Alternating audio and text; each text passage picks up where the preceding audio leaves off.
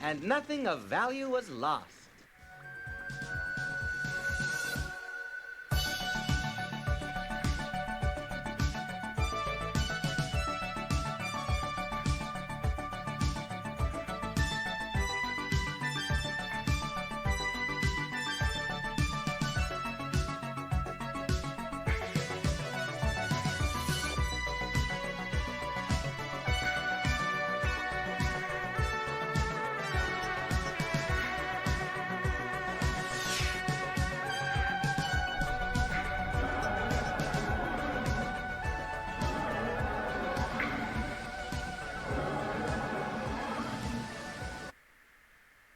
All right.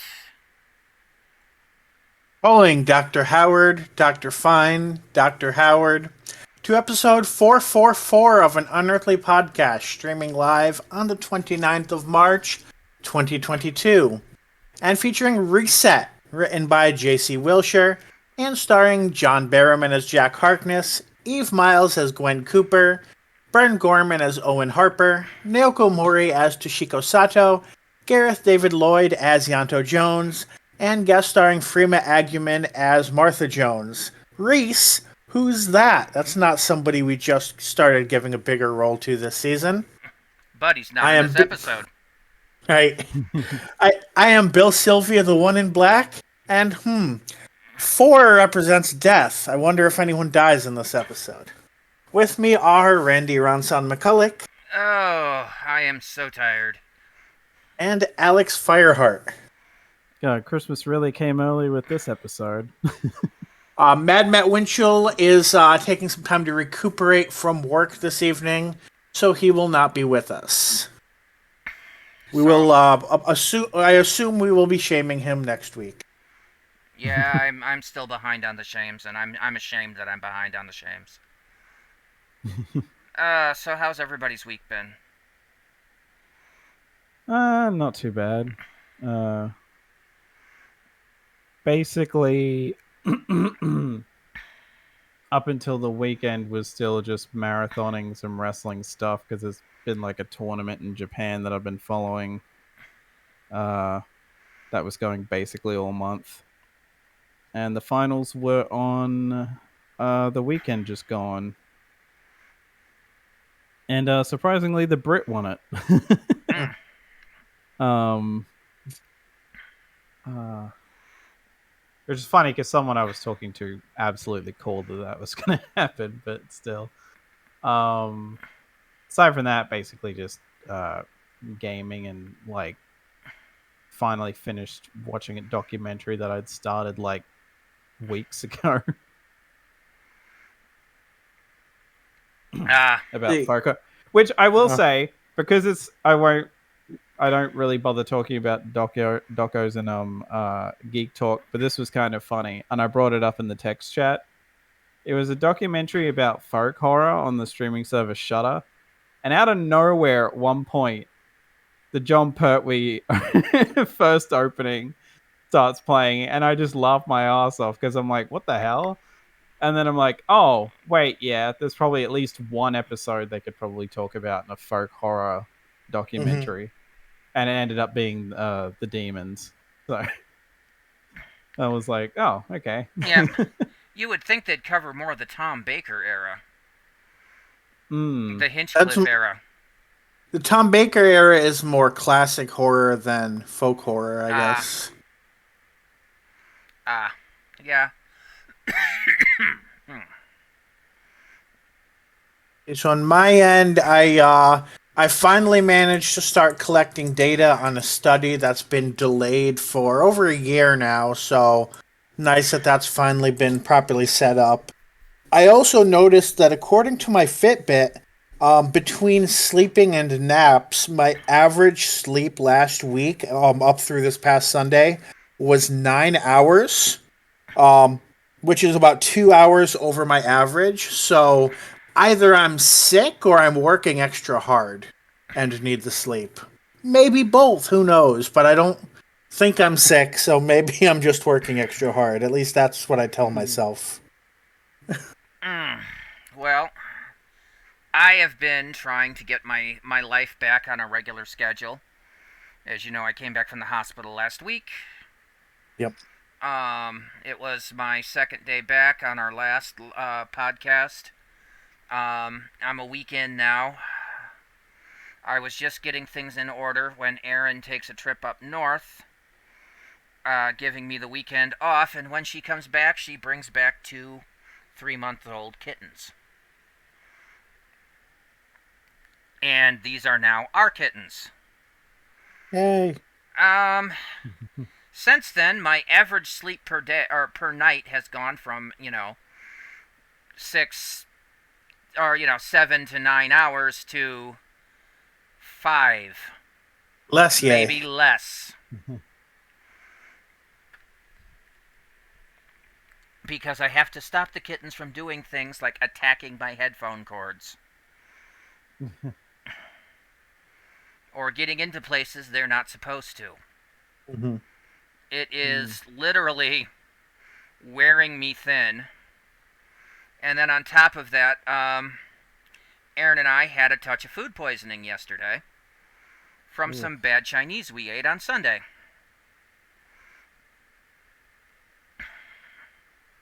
So yay, my body's still trying to recover from that. I've slept maybe like every available moment. Whenever the kittens are finally sleeping, I'm sleeping. Which means I have been used on a cat bed on more than one occasion. I mean, I love these little rascals now. They're my babies.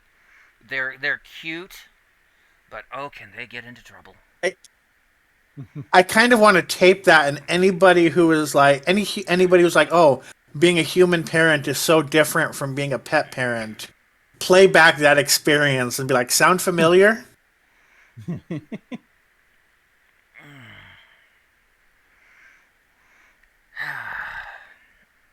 So that's been my week. They're sleeping right now, which means my body wants to go to sleep, but I can't because we got this. Yeah.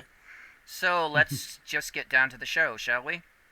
Yep. On tonight's show, we've got birthdays and news, geek talk, and then our summary, our review, our final thoughts, and our ratings. So let's get into birthdays, shall we? Yep. Our first birthday is one pretty much everybody should know. It is the second Doctor, Patrick Troughton, who would have been 102, but died in 1987 at the age of 67. Next all is a little bit lesser known, and that would be producer Barry Letts, who was the producer through the Jon Pertwee era.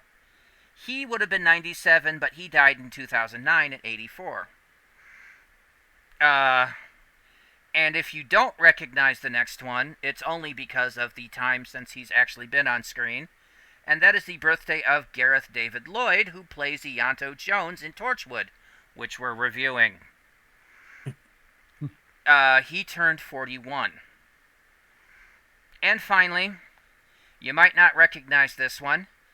He'd be the one on the left in the picture, by the way. Or excuse me, the right. The one on the right. The one on the left is Simon Pegg. This would be his friend Nick Frost, who we would know from Santa Claus and The Last Christmas, but is also partnered in most of Simon Pegg's movies, such as Hot Fuzz, such as Shaun of the Dead, Need I Go On? Funny enough, he appeared several seasons apart from Simon Pegg in Doctor Who. Yes. But, anyway, he turned 50. And yes, he's on the list because I was really stretching for a fourth name. Our times have changed in the past week.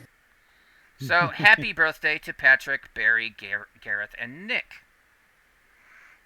Moving right along into the news. Finally, they've officially stated the actual air date of the Sea Devils. Now, we've known it's airing Easter weekend for a while, but the BBC hadn't confirmed it. Yeah, it occurs to me maybe the reason ratings are down is the information that they don't give out until less than a month ahead of time every time. Oh, it's always been kind of the way it's handled, because it usually comes out in that month's Radio Times.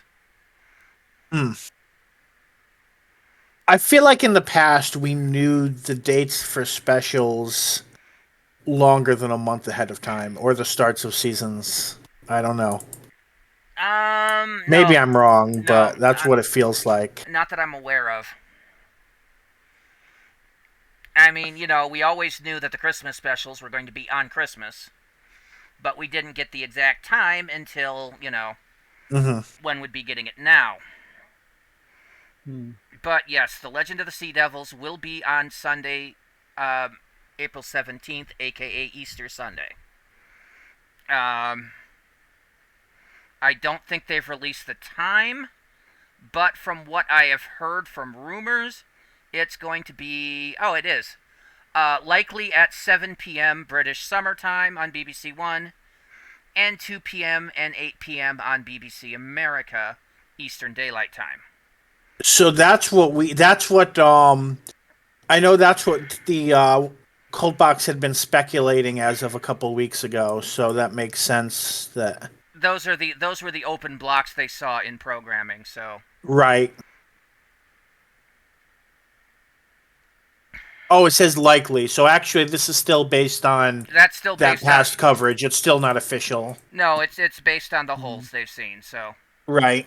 Yeah. It's probably they won't know the exact air date till the week before because, yeah. Yeah, it'll be one of those things where we finally get a trailer and the trailer will probably say when. Yep. Well, at least another trailer. This makes me wonder about the UK, because I know in some ways they follow the US and in some ways they don't. I feel like having Easter off in the U.S. has been evaporating, not because of secularism, but because of increased overworking.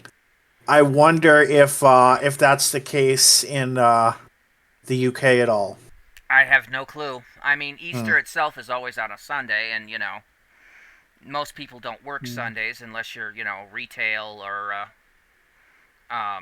Food service here. Yeah, service industries. Yep.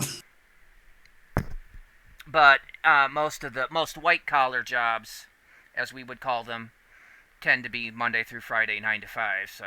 Yep.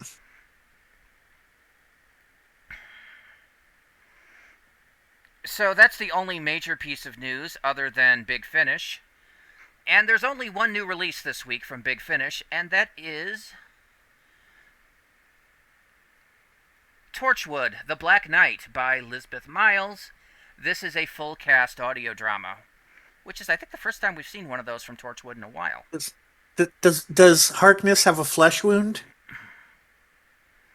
I don't know. I'm just fucking imagining the Black Knight from Monty Python. Considering the out picture, of the Cardiff Rift. Considering the picture looks like a British astronaut. Oh.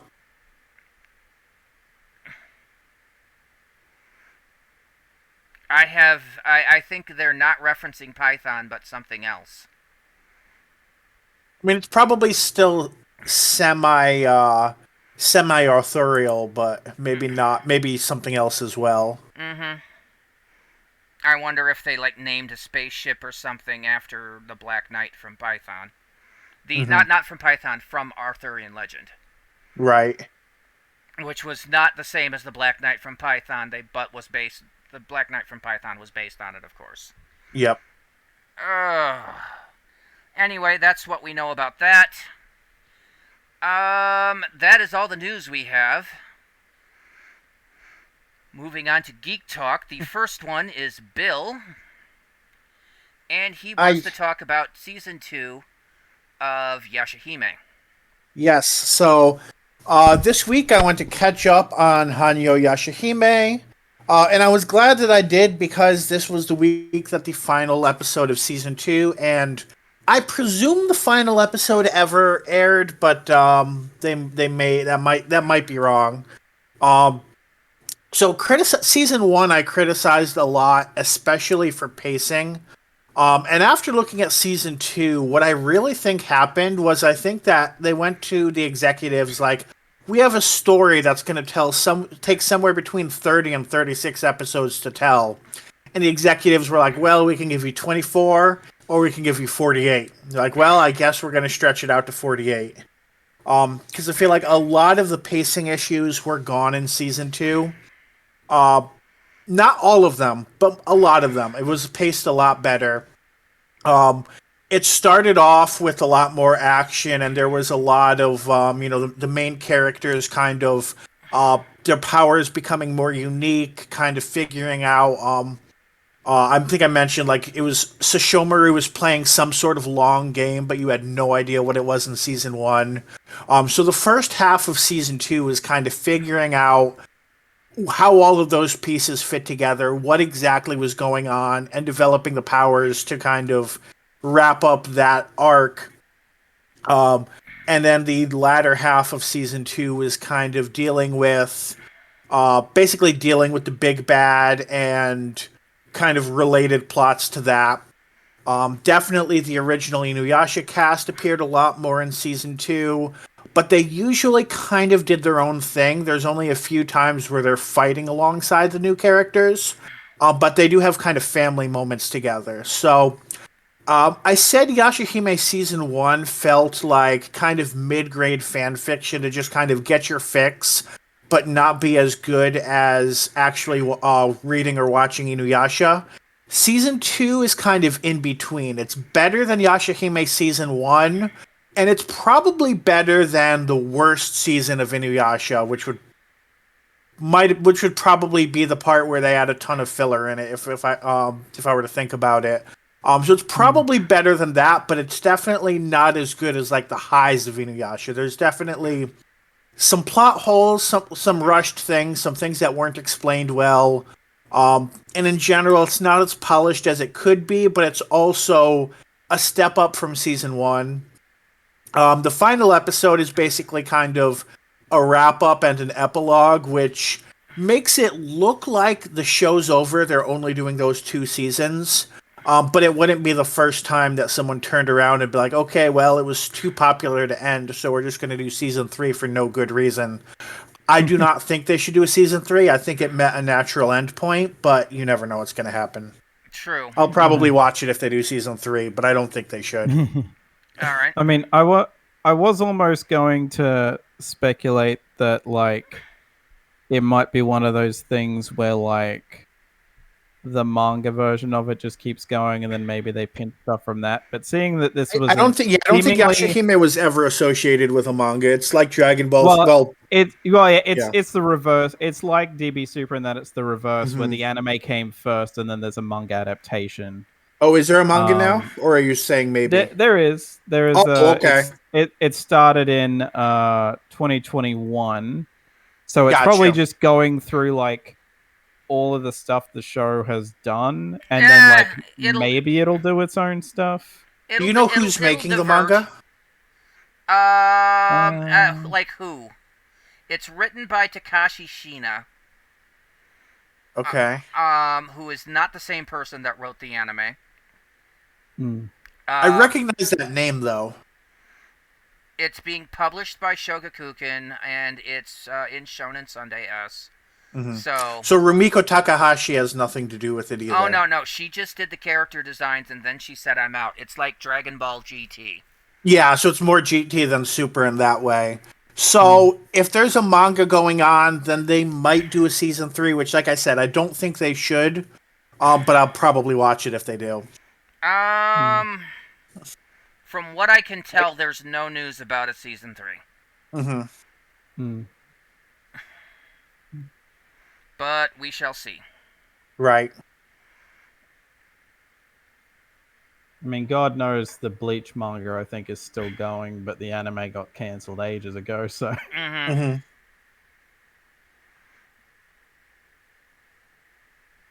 Brings us to first look at Halo. Yes. So, I watched the first episode of Halo last week. And, well, I should have been watching one of the back episodes. I was a naughty boy. And, I did this because I had heard a lot of negative feedback about it. Well, a lot of the negative feedback boils down to, well, that's not the same voice actor as Master Chief from the video games. That's not Master Chief, blah, blah, blah, blah, blah, blah. What these people fail to realize is that the voice actor for Master Chief from the Halo games is currently 71 years old. And they needed somebody that they could actually show the face of, because there's scenes where you see him without the helmet for an extended period of time. And they're not going to use the freaking digital technology to de-age somebody by, 50 years for a 10-minute, 15-minute scene. Yeah, especially with all the other CGI money they've got to be. First of all, to do that, you need to have a reasonable basis for seeing this before. The guy that voices Master Chief is not an actor. He's a radio DJ. Oh, wow. So there's no movies or anything where you can get his 20 years ago face from. Second of all, the longer you have somebody on that digital mask, the more apt it is to fall into the uncanny valley. Star Trek Picard used that same technology in their second episode, but they did it wisely. It was not on the screen for, more than 30 seconds. They de-aged John Delancey to look like he did back during the Next Generation era. He says one line, and then says, "Let me catch up," snaps his fingers, and shows his actual age. And I think it was like, "Picard, you've gotten so old. Let me catch up." And that's the length of time you see classic Delancey, which is not enough for it to fall into that uncanny valley. 10 to 15 minutes, you're going to start seeing that animation. And your brain is going to go, "That's not real." Seemingly, this is also not the first time that this has happened anyway, because there's I see at least 3 actors credited as Master Chief. So they've had to use other people before, or have just generally recast before. The other thing that they're talking about is, well, this isn't focusing on the main character. Well, for a good 20, 30 minutes, it's not. The show is setting up the universe for one of this. This is happening before the first Halo game, chronologically. You can tell because there's little hints every time that certain events haven't happened yet. So they're basically working their way to the point where you're basically at the first game. So give them time, people, before you pass judgment. I'm not fully judging it on one episode. This could go very, very good. This could go very, very bad. I'm not sure where it's going yet. But I will say the people behind this are appropriate geeks. They love video games, and I can tell. In one scene where you've got the people behind the Spartan program talking back at their base on Reach, you hear an intercom signal saying, "Commander Shepard, report to," which is a reference, of course, to Mass Effect. And they have actually been said, they've been asked and said, "Oh yeah, that's completely a Mass Effect reference." So these are gaming geeks. They know their games. So don't think this is just Hollywood giving this to people who don't know anything about the games or the universe. These are gaming geeks. That's really all I have to say at this point, because I've only seen one episode. Yeah. I mean, I would argue part of the way you could also tell is that I feel like if it was purely Hollywood people, they would basically just go, "Why the fuck bother with a prequel? Let's just do the plot of the games." Nah, you always get a director that wants to show his creative vision. Or I guess actually no, the Hollywood thing would be fuck the plot of the games. Let's just do our own shit. Well, Yeah. Yeah, it would be an alternate universe where things have the same name, but nothing actually bears any resemblance. Yeah, and I can tell you, the Covenant looks like the fucking Covenant. Maybe they don't quite glow as much because, doing that bioluminescent overlay on everything would just make the live action look really gaudy. But their freaking weapons look like they do in the game. I can tell from just googling Halo 2022, I can't see enough to know whether it's really good CGI or whether it's actually live action. So I had to rely on what you said to know that for sure. But that implies, that seems that but that does say the costume designs seem to be faithful enough to the game rather than just something completely off the beaten path. Yep. And they are making references to stuff that I think was mentioned in the game.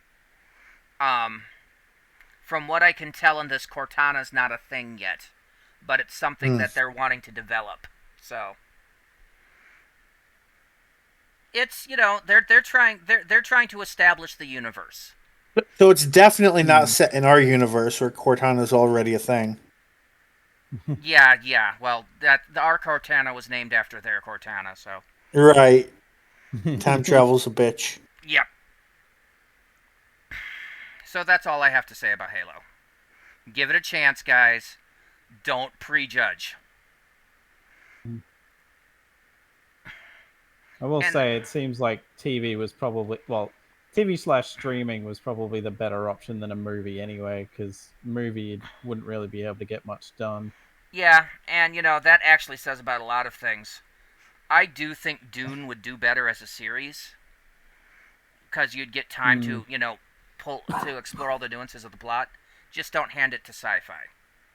Movies are also where they're more likely to be like, well, we need a famous actor and a famous director. Fuck the game fans. We need to bring in the big dollars by doing nothing related to the game. Whereas TV shows, they're more likely to actually, do something kind of relevant. Yeah. Anyway, let's move on. The next thing is Alex wanting to talk about a 2015 movie, The Witch. I really still don't get the stylizing of that outside of maybe that's what W's used to look like a billion years ago or something.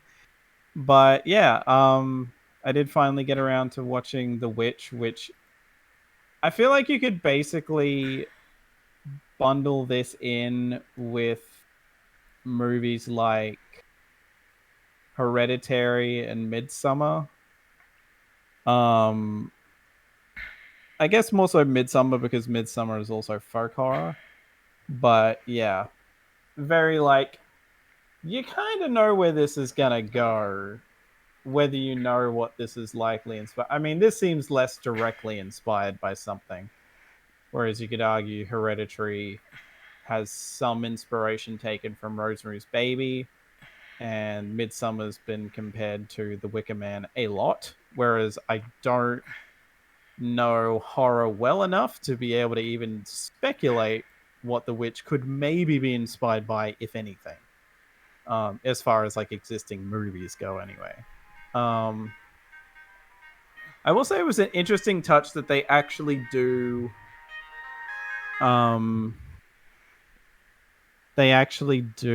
have them talk in I forget what the hell it's referred to as, but some sort of version of English that would have existed back then. So there's a lot of these and thys and just particular way of wording something that sounds very flowery, and stuff like that. Of course, it was kind of funny because I've seen pretty much, definitely seen at least two of these actors in Game of Thrones, so that was kind of funny to spot.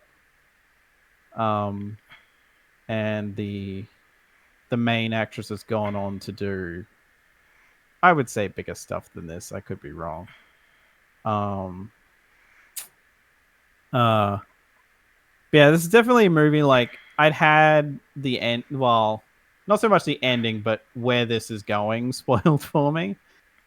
So that kind of took me out of it a little bit, but the movie managed to win me over. Um, and I think it just helps that like literally the only characters you see are this family of Puritans and like one or two other characters really. Like that's basically it. They're just out in this mostly open space aside from the like forests surrounding them. Um and just like it's definitely one of those movies where you could probably figure out where it's going, even if not like the exact detail where it's going, like the general idea. So it's much more about the journey than the destination. And the journey got me. Like I'll give them that much. Although as someone who was raised Catholic, I'm just kind of like, yeah, fuck this Puritan shit. What's it doing for you? Because they keep like, you know, they keep accusing the eldest daughter of being a witch just because she like claims to be at one point just to fuck with her little sister and that. But yeah, like generally I would say this is definitely worth watching, and like someday I would almost kind of want to do a triple feature with this, Midsummer, and Hereditary. I don't know what order I would put them in. Because I almost feel like I'd probably put Hereditary on first because that's the most intense, and then use the other two as like a little bit of a come down. But yeah, definitely worth checking. Like if you haven't checked it out before, I'd say it's worth checking out. Just especially if you've managed to somehow avoid spoilers of it. Even though, again, you can kind of figure out where it's going, but you know, it's still worth checking out. All right. Is that all you've got to say? Yep. All right. Now that's all for movies. And now Bill and I want to talk about video games. In particular, what we've been playing recently, Pokemon Legends Arceus. Yep. Which is kind of a side story to the Pokemon series. So go Kind ahead of, yeah. Go ahead and start the ball, Bill. Okay, so yeah, so I'm 97 hours in now. I've completed the main plot, so I figured it was a good time to give my thoughts. And yeah, so I'm coming at this, unlike Rand, from the perspective of someone who's more of a Pokemon fan, although I probably do more watching Pokemon stuff on YouTube than actually playing it, just because it's hard to keep buying new consoles every 3 years. But so I'm one thing that really stands out to me looking at it is that they both really simplified and really complicated the combat system. They really simplified it by they took out abilities, they took out a ton of moves. They really simplified things in that sort of way. But that was in order to make room for the fact that they added all of the mechanics for human combat, not combat between humans, but between the main character and Pokemon. So all of that is unique to this game, or depending on if there's any similar games like this. But all of that was original for this game. And it really gives it an original flavor. It's kind of like, at least in some ways, I would liken it to a third-person shooter. And that's partially because all of the things that hold me back when I'm playing shooter games, like my inability to walk and aim at the same time, also hold me back here. Although once I learned how the lock-on system worked, that got rid of some of that. Although not all of it, because I think combat in water is still a problem. So that's it. I think it's a good experience, and I think if you really want to challenge yourself, never use a Pokemon battle unless you absolutely have to. For example, there's enough tools in the game where you can fight and catch alpha Pokemon without any sort of Pokemon You can beat all the main bosses. There's a few mandatory scripted fights, but all of the bosses that have like the puzzle element and such, or whatever you want to call it, that's been compared to things like Zelda, all of those can technically be beaten without using any Pokemon. On that note, my biggest issue is probably the balance. And that is, if you prep your team so that you can fight hordes and mass outbreaks and alphas, your team ends up too strong for the boss fights. So I kind of steamrolled the ending because I thought it was going to be harder than the alpha Pokemon I was fighting in the Alabaster Icelands, and that was not the case.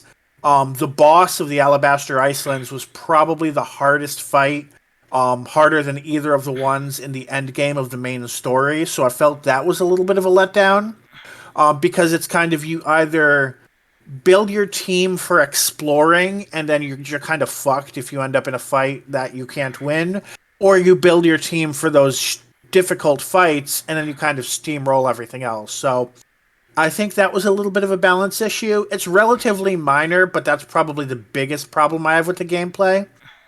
That said, I also have a minor issue with the story that is mostly minor because I never really expected it to be addressed. I kind of hoped it would be.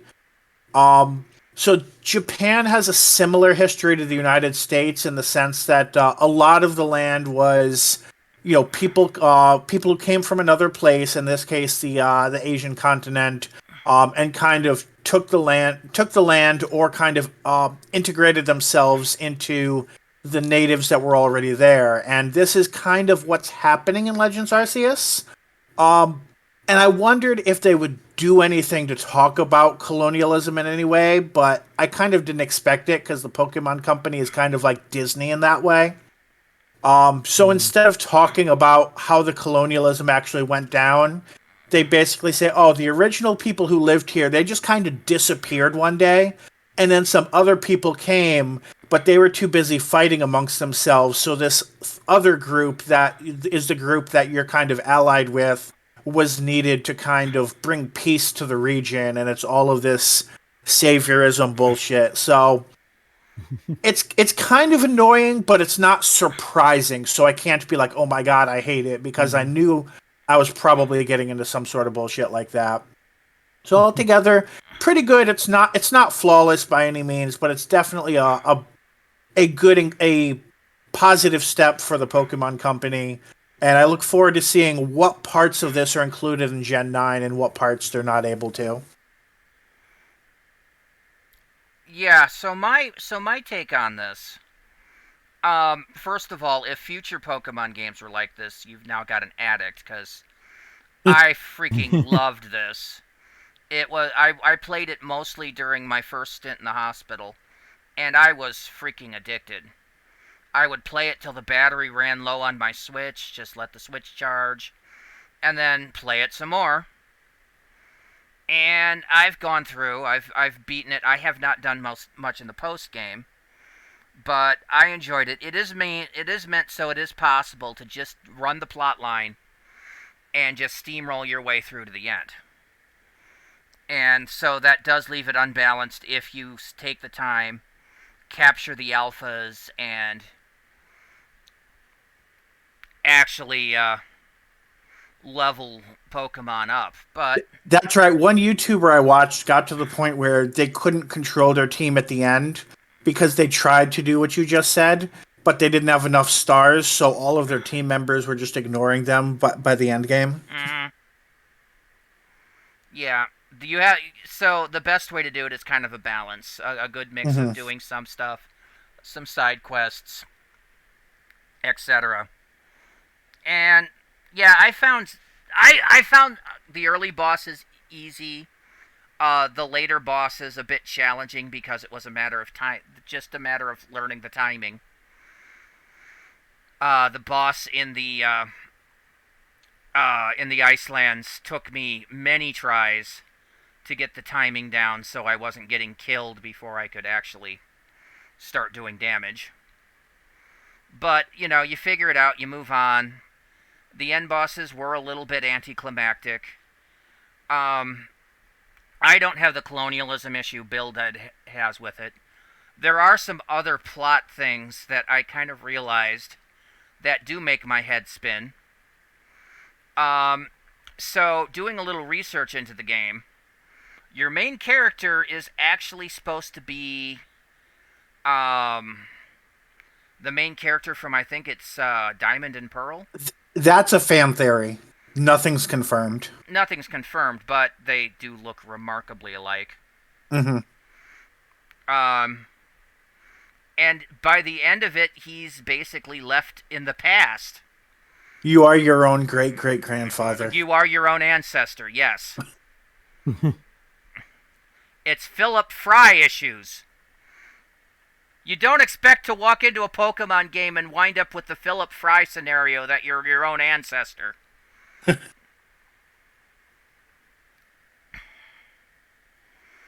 I'm not enough of a Pokemon fan that the changes in art style to a couple of the end Pokemon bothered me.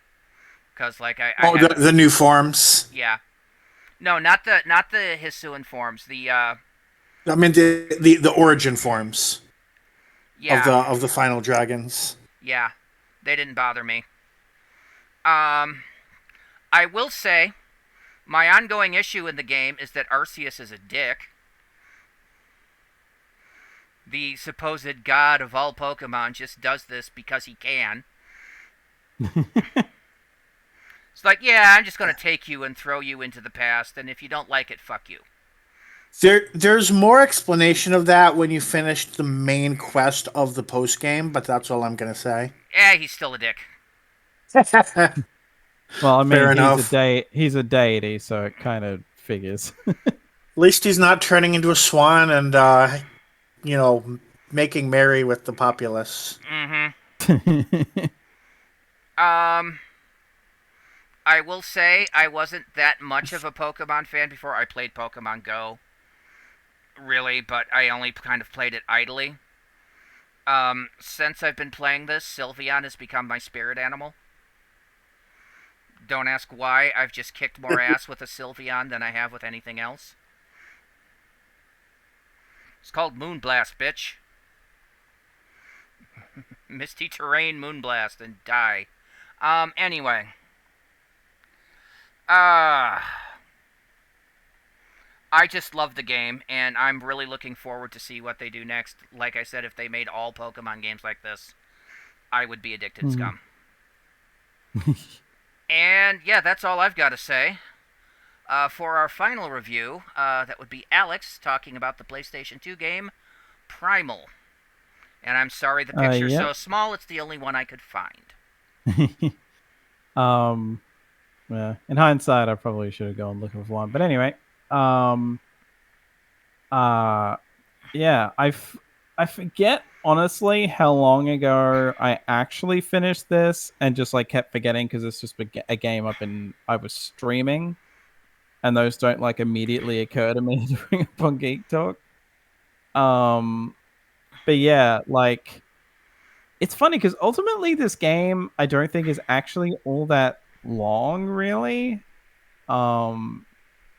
It's just that in some cases I put off streaming it because I was either just unable to stream at my normal time or whatever. But yeah, it's a game that's like the premise is more interesting than the game can really live up to because it's early PS2. And yeah, and it really feels like it. I mean, like I was playing the PS4 port of it, which is how you know that this was Sony made to some degree, at least first party Sony, because otherwise it probably wouldn't have got a PS4 port.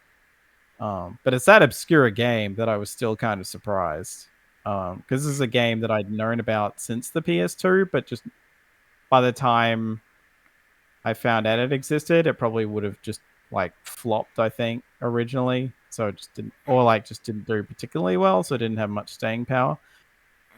But yeah, like essentially the whole concept is the main character you're playing as, Jenny, is like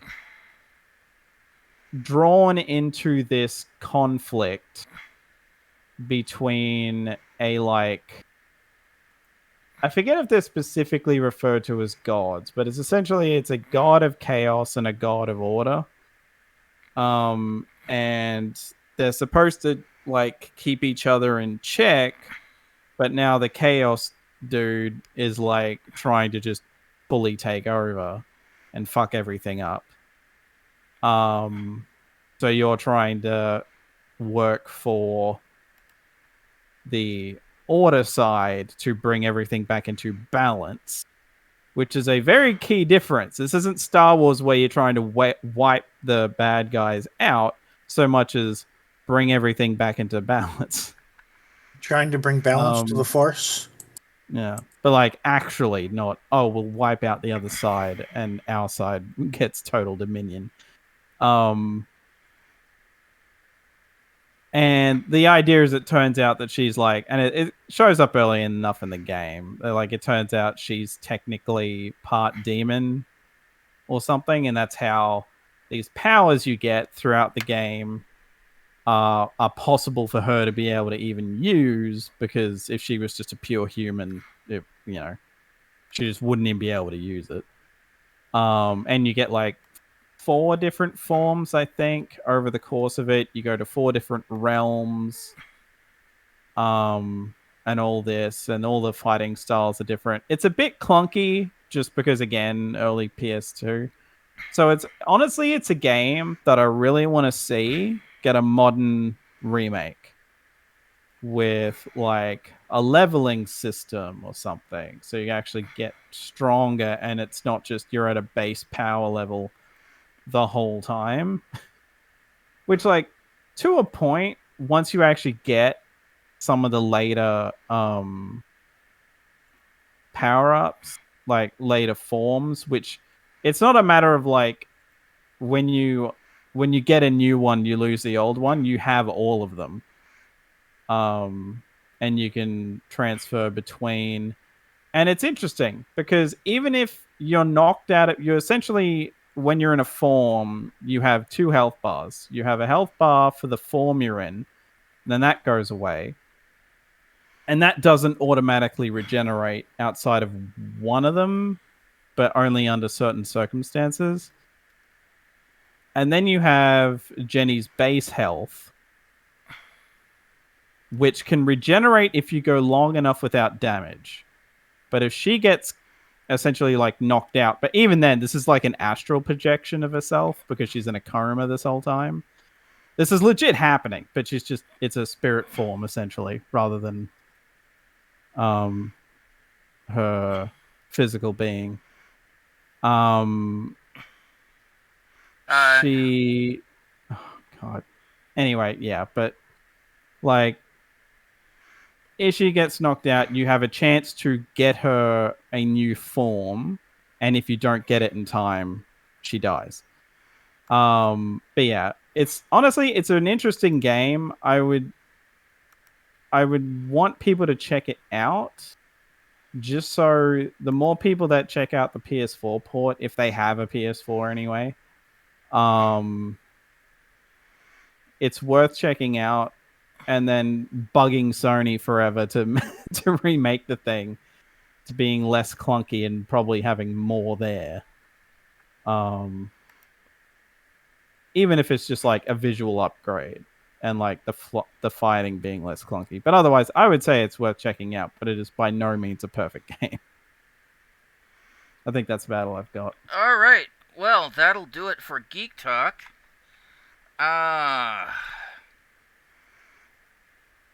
And now, since I'm not caught up yet, and like I said, I've been a bad boy and haven't done my shame reviews, it's going to be time for the episode summary. Mm-hmm. So, take a drink, because you're up next. Yep.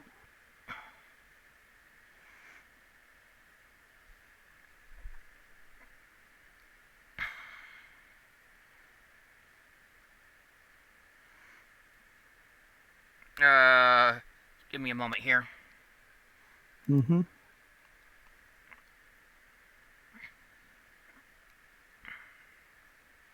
All right, you ready? Yep. 3, 2, 1, begin. Okay, we open on the team chasing a weevil, only to stumble on a corpse.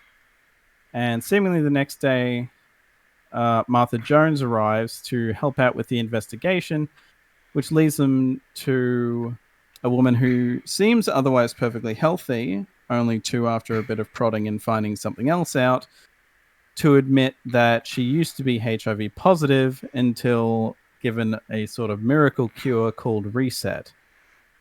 After admitting this, and the company who gave it to her, the farm, the woman dies with a bunch of bugs coming out of her mouth and dying. The team taking one back with them to analyze it.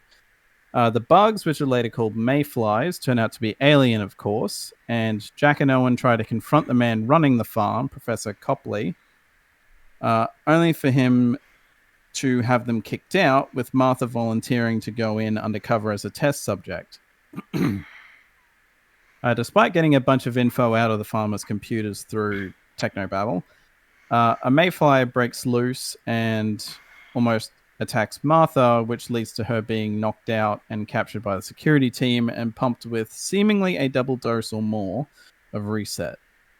After capturing and attempting to interrogate a hitman working for the farm, the man dies when Owen tries and fails a second time to use the alien device he showed off earlier, previous time using it on a cup, which he then later uses successfully to remove the mayfly from inside Martha, although she does temporarily flatline. It also turns out Farmer have been harvesting other aliens for medical breakthrough, and basically Torchwood shut the place down while saving Martha.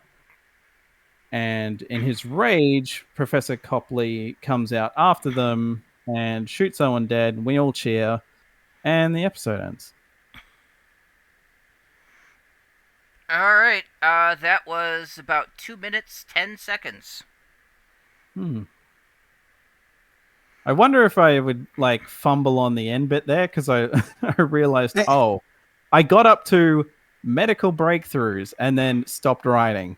It's I'm gonna have to ad-lib the end bit now. I feel like I read one tweet and you were halfway through the episode. All right, so Matt's not here. He didn't give us anything,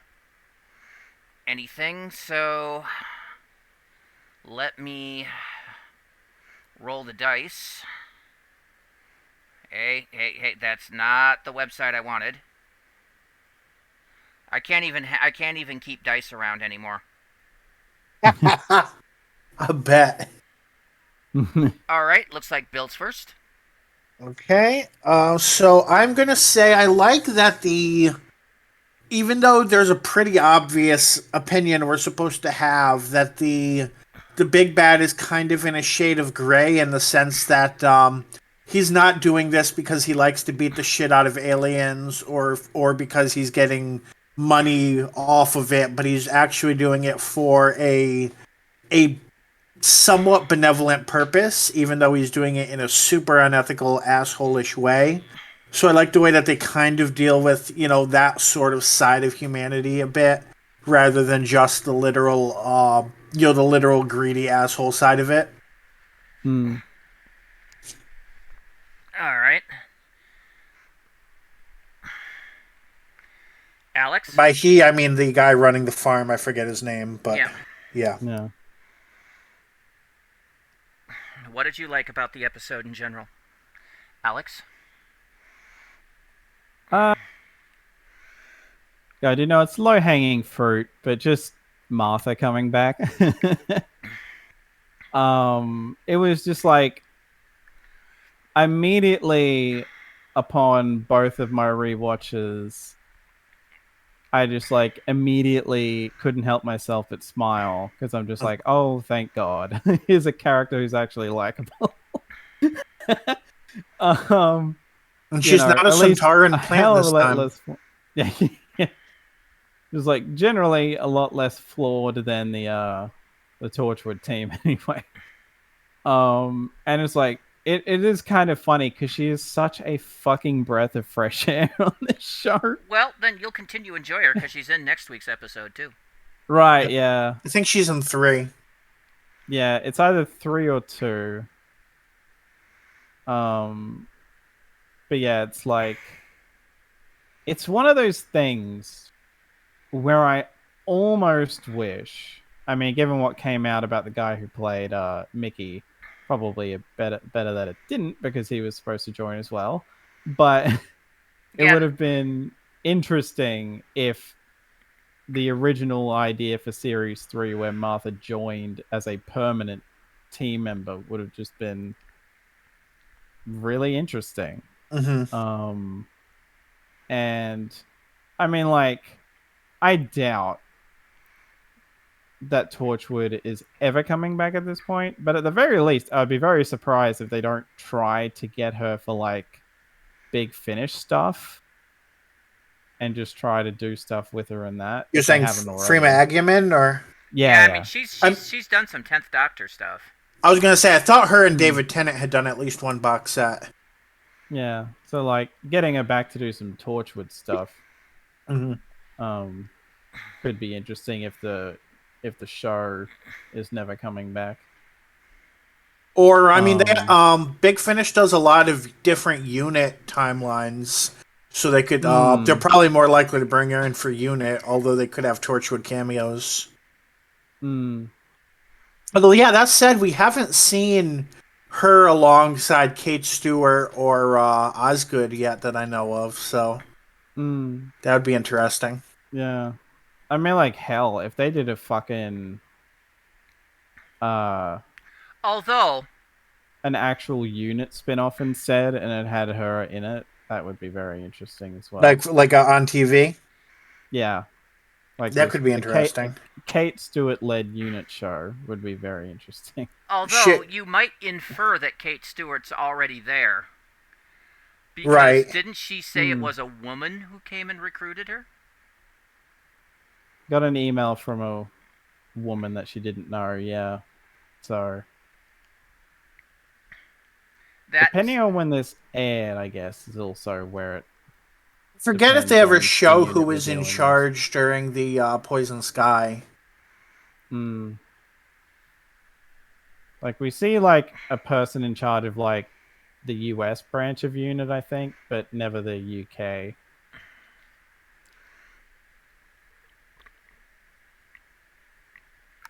Well, the UK version...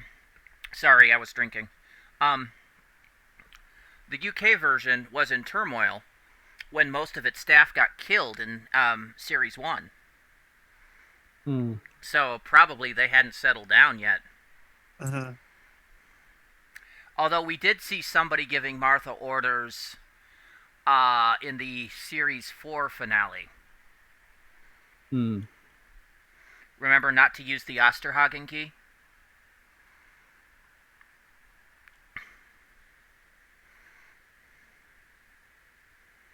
Am I the only one that remembers this? Yeah, there was somebody from Unit there?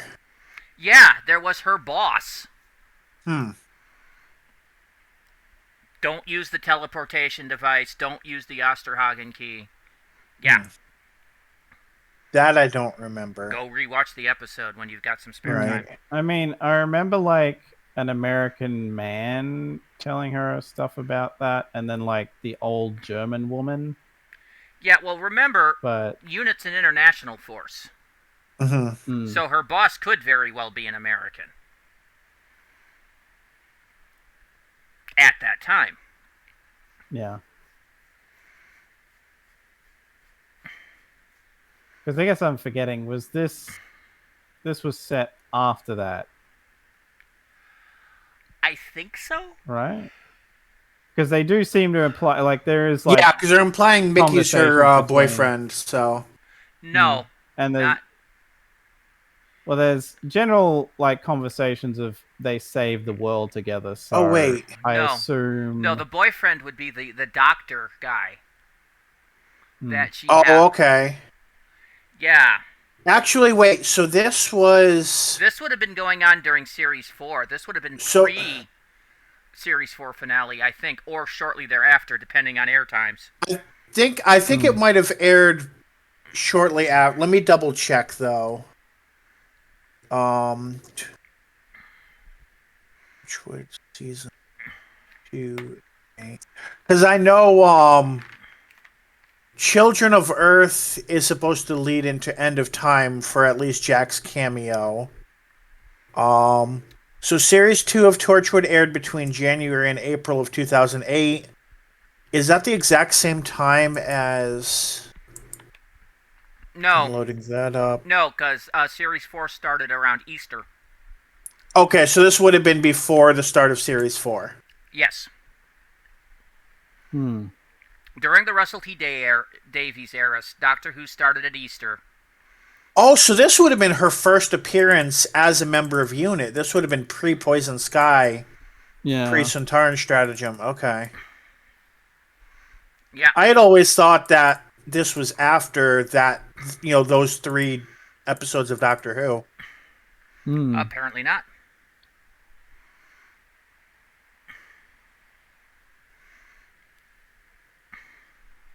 I guess that's what happens when you only ever watch it on streaming. Yeah. Yeah, you have to refer to me, who remembers this kind of stuff. I just couldn't remember where Torchwood aired. Whether it was late summer, autumn, or whether it was beginning of the year, and apparently it's beginning of the year. And I think it varied season to season, too. Yeah, it didn't help much.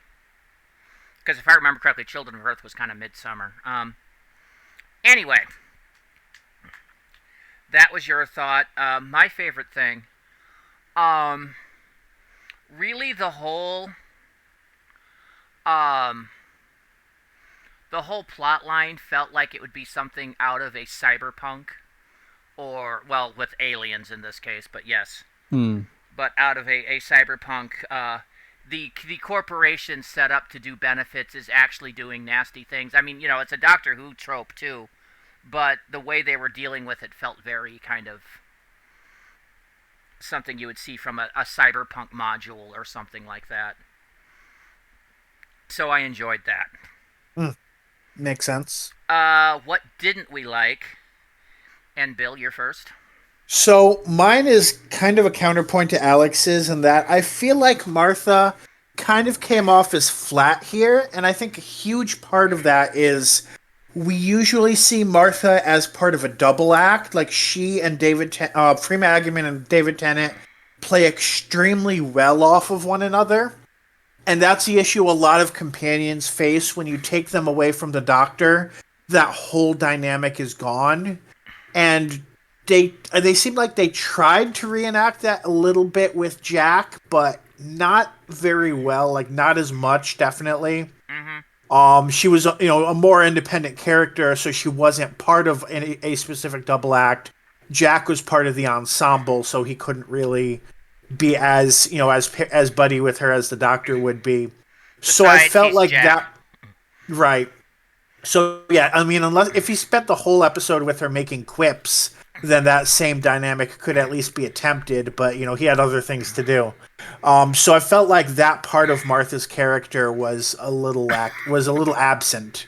Maybe not completely absent, but relatively compared to what we would usually see from her. If they had spent a little more time with her and Owen, because they did a little bit of that. Except Owen has a very different personality than the Doctor, obviously. Yes, I know, but if you watched it by like halfway through, they seem to be working good as a team. So yep. I would have loved to have seen more of the dynamic from a up close and personal standpoint instead of part of a montage.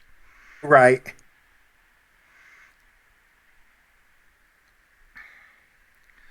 All right, Alex, how about you? What did you not like about the episode? God.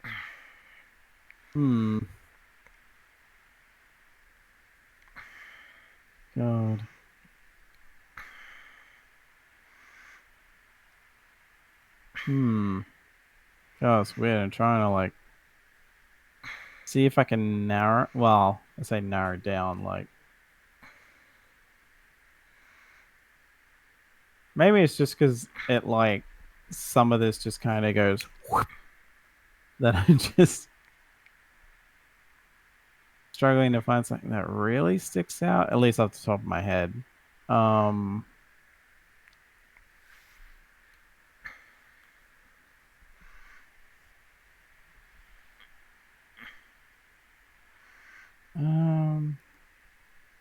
God, I might have to just pass because for some reason I just can't think of a like overall, at least, aspect. Okay, so my only downside for me is giant space mosquitoes that incubate in human bodies. Hasn't this been done before? Oh wait, that's right, the Wern.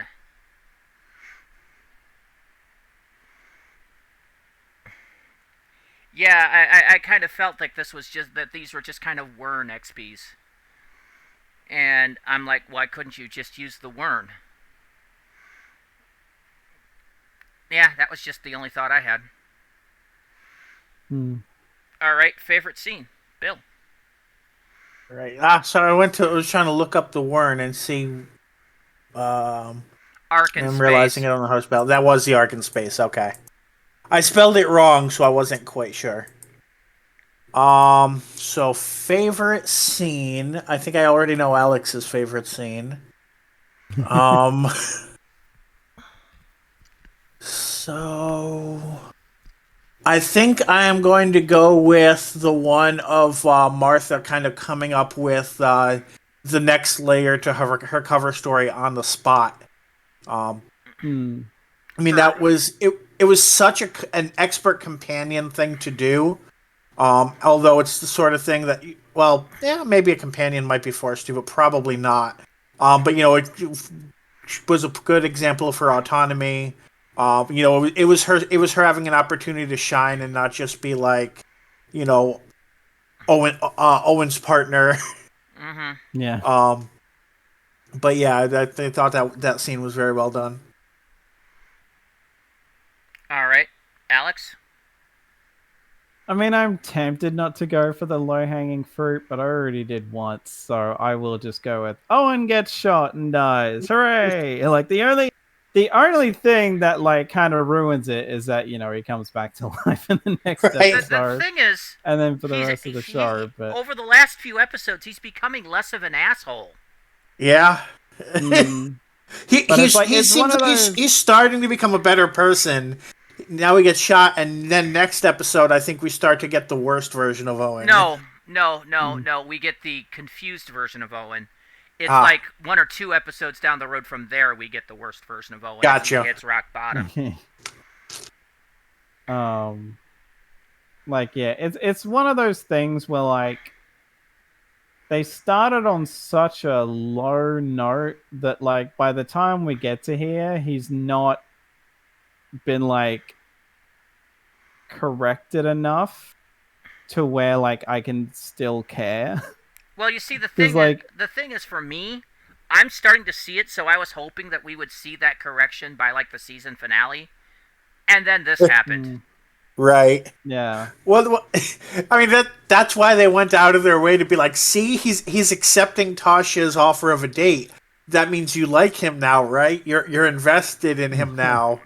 And that might be too little too late.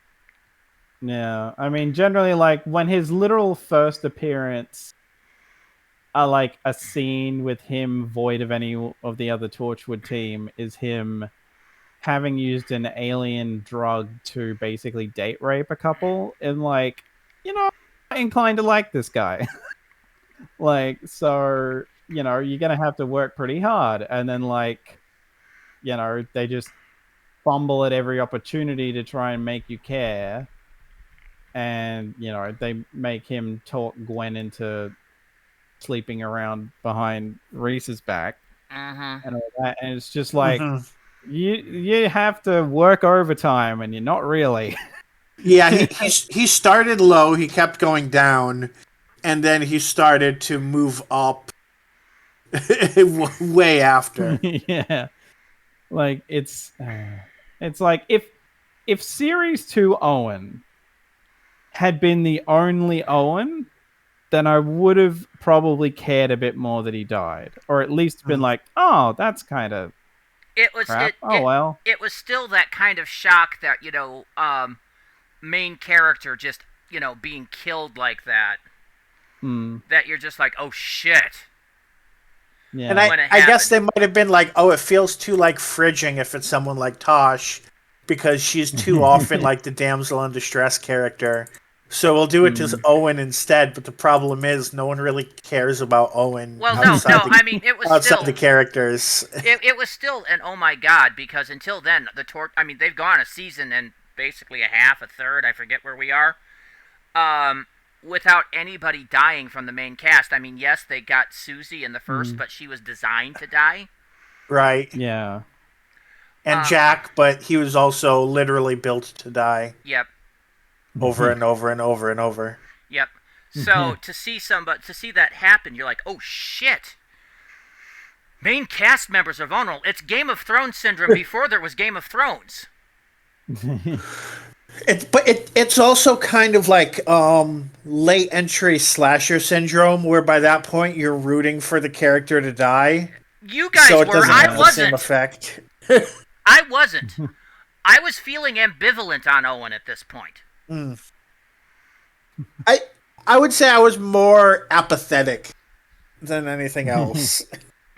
Like I think Alex was rooting for him to die. I was just like, oh yeah. Owen gets shot. Okay. But that said, that's also because I knew he dies eventually. In my first watch, I cannot remember what my emotional reaction was. I'll be honest about that. Yeah, I can tell you, mine was oh shit. Because if Owen died, anybody could die. Like I said, it was Game of Thrones syndrome before Game of Thrones. Although it's interesting that like coming into it like as a savvy viewer, it almost feels like, oh, they shot Owen specifically so that he can no longer be on the show and Martha's taking his place from now on. That's what we were all thinking. Right, and that's not really, like, not to spoil the rest of the season, but that's not really what happens. Yeah. Yeah, that's what we all thought was going to happen, and yeah. But yeah, like, it's... I remember running to Bob and going, it's amazing. They just got a doctor and they just killed a doctor. Yeah. Yeah, but like, I feel like what didn't help endear me to Owen is that previous times we covered Torchwood after I came back, I basically marathoned episodes up to what we were covering at one point. So I had a very condensed, shitty Owen viewing prior to that, rather than like spaced out a bit, so I had time to like be less annoyed. And it is kind of funny because like this actor is just really good at playing smug pricks you want to see die. So at like, the same time, I've also seen him play his, good characters. His character in Pacific Rim was pretty good. Oh yeah, but I mean he like, started out a bit of a stick, but he pulled it out about 2/3 of the way through the movie. Because like I think the only character I'd seen him play prior to Owen was a sort of filler arc character in Game of Thrones who basically just exists to be an absolute bastard and die. Oh yeah. So it's like going from that and going to Owen is like, oh yeah, I can see why this guy retroactively I could see why this guy ended up in that role in Game of Thrones. You ever seen Pacific Rim? Yes, but I wouldn't have known who the actor was at all, so there were these two scientists that were researching kaiju. And there was the wild one, and there was this kind of the by-the-book stickler, nerdy guy, and that was being played by Owen's actor. That's right. I remember, I think watching Pacific Rim, I noticed that. Yep. And then by the end of it, he kind of loses that stickler. He's like, let's just give it a shot. Yeah. Which is kind of funny because, like, knowing that and then thinking about literally the last episode we covered is like, oh, okay, yeah. I can see see what, because he was basically doing that in the episode because him and Tosh basically switched personalities. But yeah, it is one of those things where you could almost argue it as like a favorite and least favorite scene because it's like, thank God he's dead. Oh wait, no, he's not. Yeah, but you don't know that yet. And it's so like, like it's funny because you could almost argue that it comes out of complete nowhere as well, which depending on your viewpoint could also be a positive or a negative. That it's so like you're not really expecting anyone to die because the stakes have been relatively low because they're not gonna fucking kill off Martha. So, and then that just happens and it's like, oh, okay. Wasn't really prepared for that. Yeah. We were shocked because you've seen that, put the gun down scene so many times. And the guy puts the gun down. Or just get shot before they can shot anyone in a way that would kill them anyway. Right. And here... It would have been Jack gets the head shot and no one maybe gets shot in the arm or something. Mm-hmm. Instead, he gets shot right through the chest and you're like, oh... I remember watching the scene. I thought Jack was going to end up jumping in front of it, but on the same time, I was like, he's pretty far away. So why is it whenever we get to Alex's category, we spend 10 minutes talking about it? Anyway, so my favorite scene is the one where they first bring in Martha to their headquarters. The one where you don't know who it is until the very end. Mm-hmm. That was one of my bump ideas, was the her holding up the card and responding with the "We know who you are." Ha!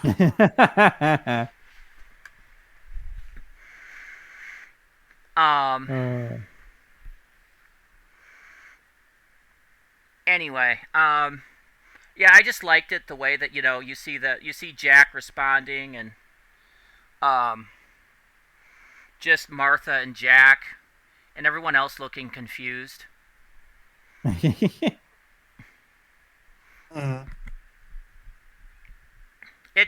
worked for me.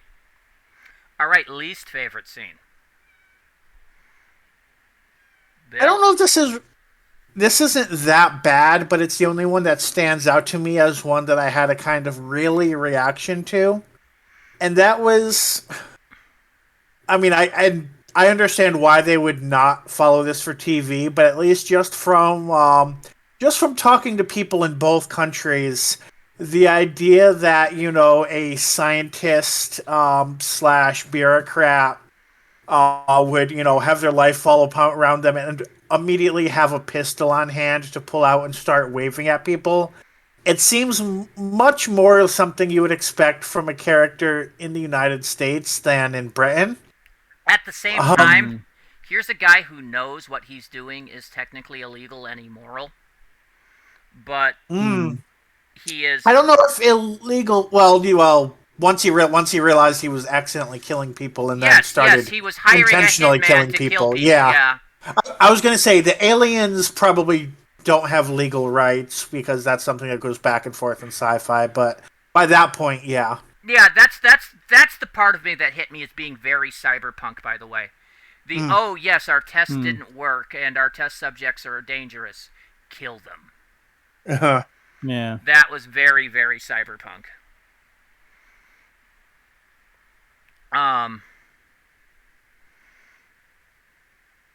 But yeah, once you're doing that, you realize, oh shit, I'm probably going to run into the law.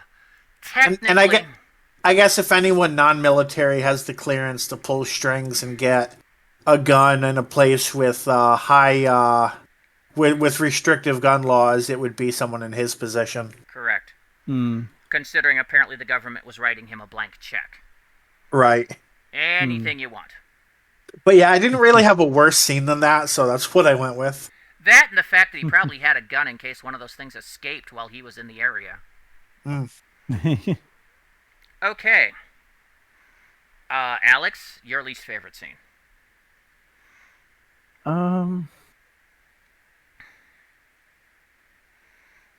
God. Let's see.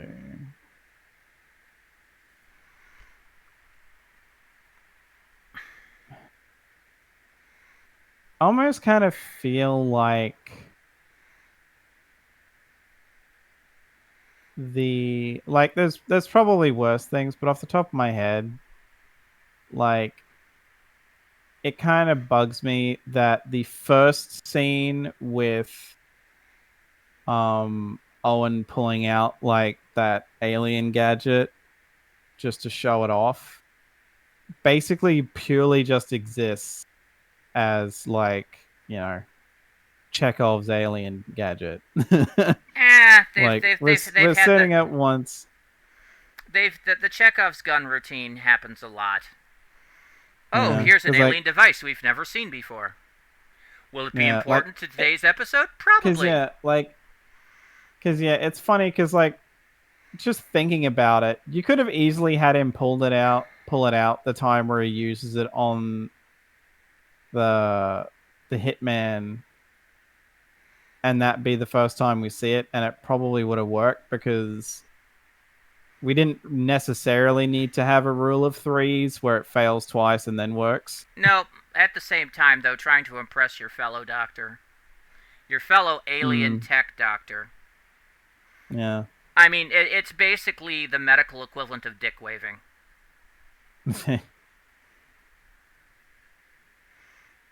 It's essentially what Owen was doing. See how awesome I am? I can do I can use this. So, and it fails miserably, making him look like a doof.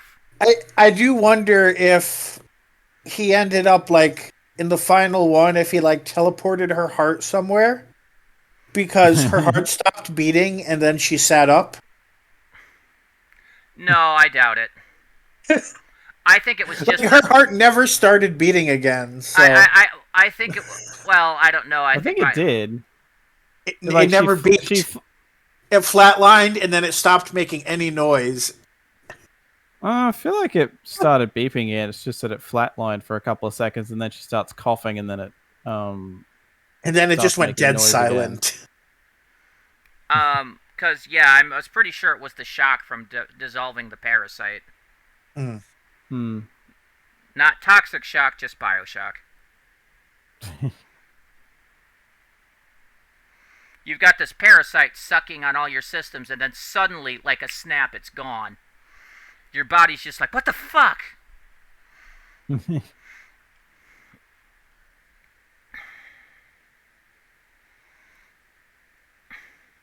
Although, you do realize that would have worked like a chest burster anyway, regardless of what Owen did to And in fact, I think that's my least favorite scene, is Owen using it on the guy. Because, you're really not sure what happened there. Did he accidentally dissolve part of his body? Or did it fail and this thing just burst out on its own? You know? When first watching that scene, I was like, oh, it worked as intended, right? He yanked it out. But I guess that's not as intended because it just disintegrates it or something in the correct one. Yeah, it's supposed to disintegrate stuff through matter. Without touching the matter. Because most disintegrators are a beam, it'll cut through something and dissolve it. No. This is supposed to actually dissolve stuff on the other side of barriers. Like you would want to in a medical thing. Think about having a huge piece of cancer where you could just go, yeet, pop, gone. I'm flashing back to all the derogatory things that Dr. McCoy has ever said about surgery. You cut people open to take out tumors? What is this, the Dark Ages? At the same time, I could see McCoy looking at this going, I'm a doctor, not a transporter operator. Yes.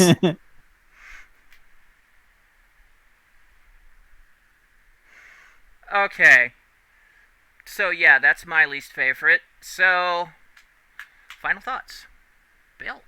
So that's me. So I thought this was a pretty good episode. I definitely thought there could have been more. If they're introducing Martha to the series, I think they could have done more to bring out Martha's personality. But as a bog standard Torchwood episode, I think it did a pretty good job. I think the visuals were good. I don't think there'd be anything for Matt to complain about if he was here. I could be wrong. Maybe I just didn't don't pay enough attention to it. But I thought the visuals looked pretty good. Uh, the cast interactions were pretty good. Um, I will say, looking at the whole thing, I think the whole like Tosh and Owen date scene comes off as pretty out of place, and it's pretty. It really should have been obvious watching that they were like that Owen was going to die in the episode as soon as that scene happened, or that one of the two of them was going to die. Actually, if I had to put my money on somebody and I didn't know what was going to happen, I probably would have put it on Tosh because she's the one that people would feel more sad about. Hmm. Otherwise, yeah, it's a good Torchwood episode. It could have been really great, but I don't like if they'd utilized Martha a little bit more.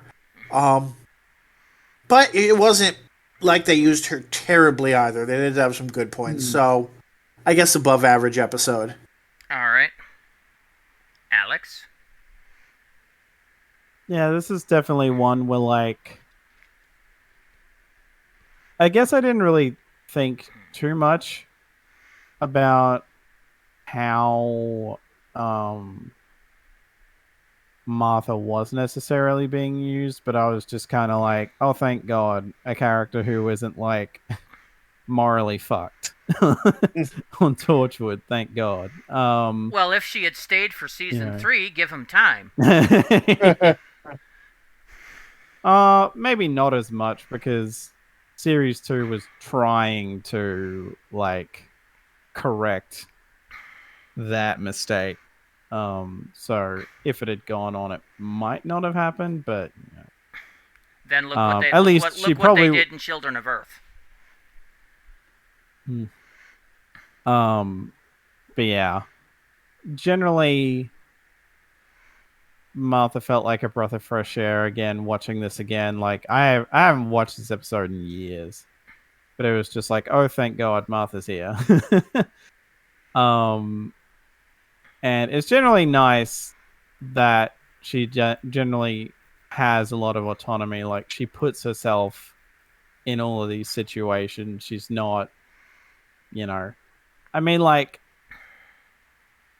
I feel like I almost would have been annoyed by it turning out like the offhand mention that she got the call to get a job at unit, and they basically assume it was the doctor who did it because she wasn't looking for a job. But like I think what sells that moment for me is just, well, maybe he thought he owed you. So it's not a matter of like whatever. And I guess it's like it would have been cooler if she'd maybe got the job on her own, but like, if she was specifically the fact that, well, I wasn't really looking for it, so A job in a human hospital might have been boring after traveling through space and time.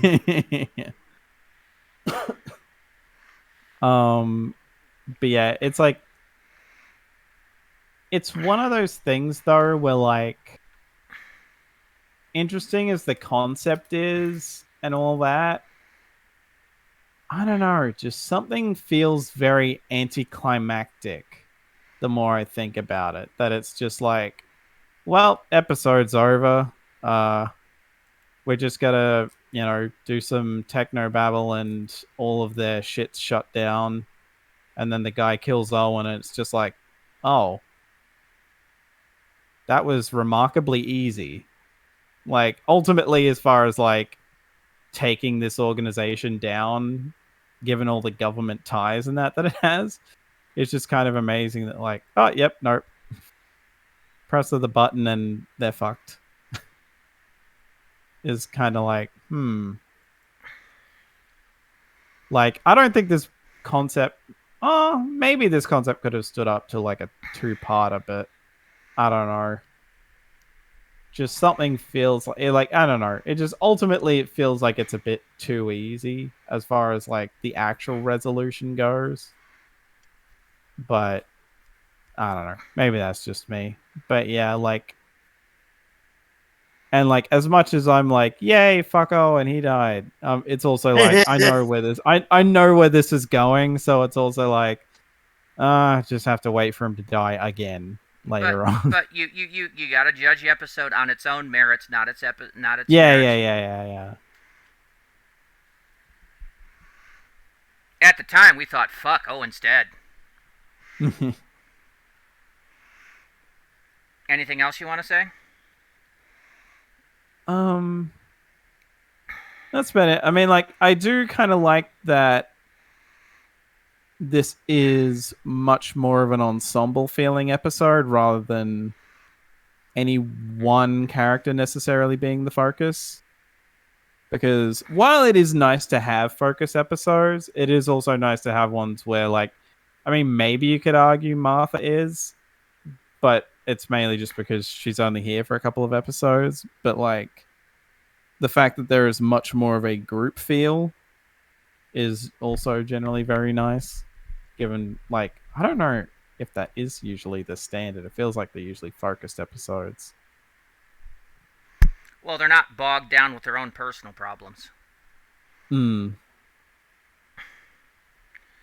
All right. Yeah, that's about all I've got. All right, so as for me, this is a pretty decent episode. Like I said, I love the cyberpunky feel. The resolution, we have control of your computers. We have it down, is also very cyberpunky. The inclusion of Martha, I thought, was a nice little relief. The death of Owen was shocking when it happened, because I thought here he was progressing in this own little subplot between him and Tosh, and nope, he's dead. So, yeah, it was kind of a oh my god episode for me. I thought the monsters were well done. The writing was a little, the plot was a little more normal for Torchwood, but still, I found that to be a little refreshing too.